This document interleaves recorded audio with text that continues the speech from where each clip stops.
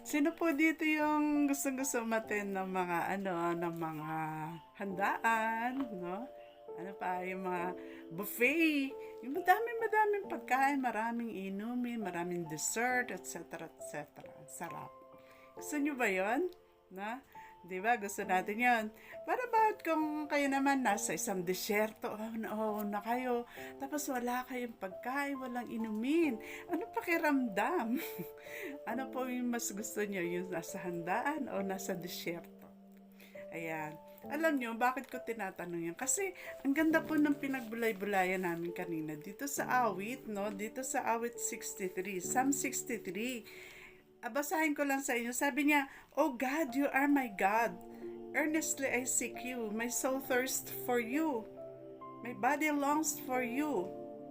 In a dry and weary land where there is no water." Yan.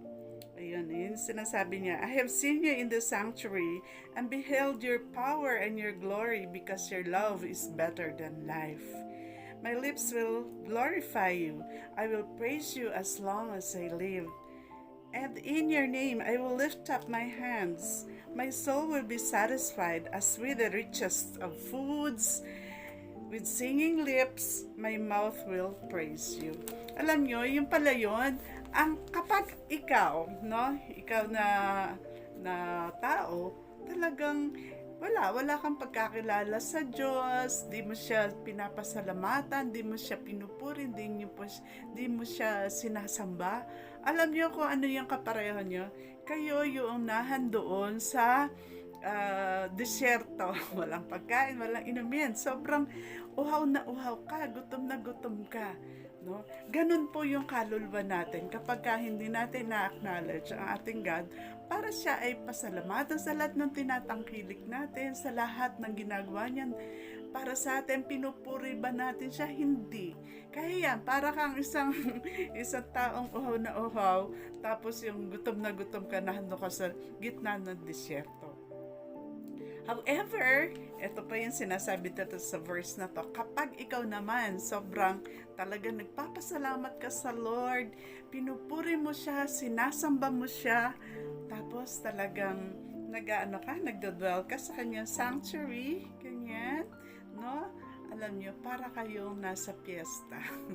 Para kayo nahandun sa buffet. Talagang satisfied ang iyong kaluluwa.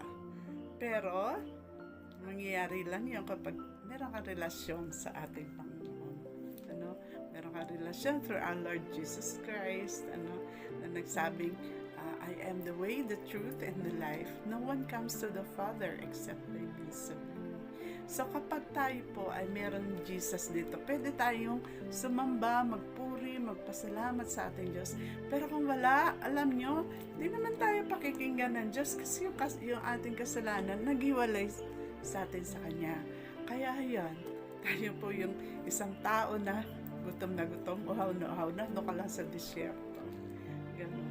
So, ito po yung sinasabi natin, napakalaking kaibahan kapag ang isang tao ay sumasamba, sumusunod sa Diyos, kasi sa isang tao na puro pagsuway sa mga sinasabi ng God sa kanyang mga kautusan. Mahirap po yan.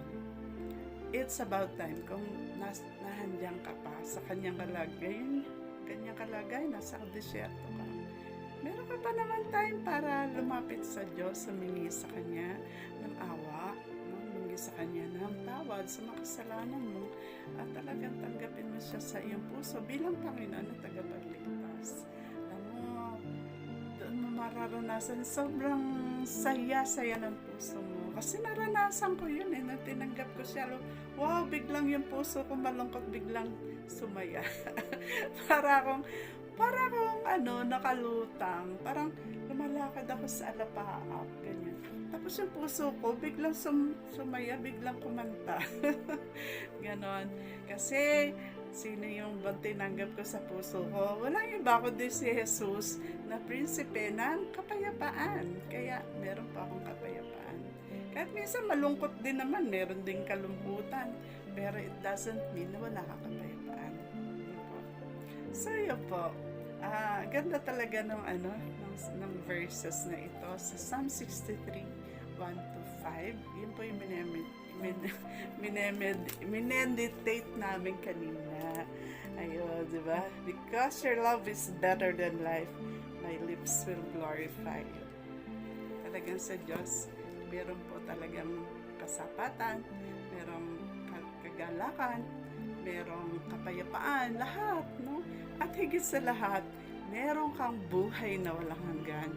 Hindi ka mapupunta sa impyerno, hindi mapupunta ka sa langit na napakaganda. Forever and ever ka nandun. At sana, ikaw na nanonood sa akin, makita rin tayo, no? Makita tayo sa langit kung di ba tayo makita rito sa lupa.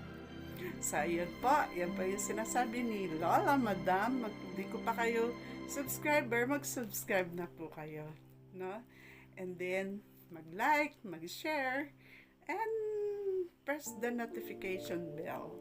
Para kapag meron pong video ang Lola, ma-notify kayo. Okay ba? Mag-follow na rin kayo sa TikTok.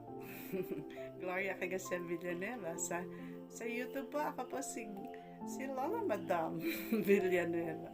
Yeah, so sige, see you later. God bless you. Bye!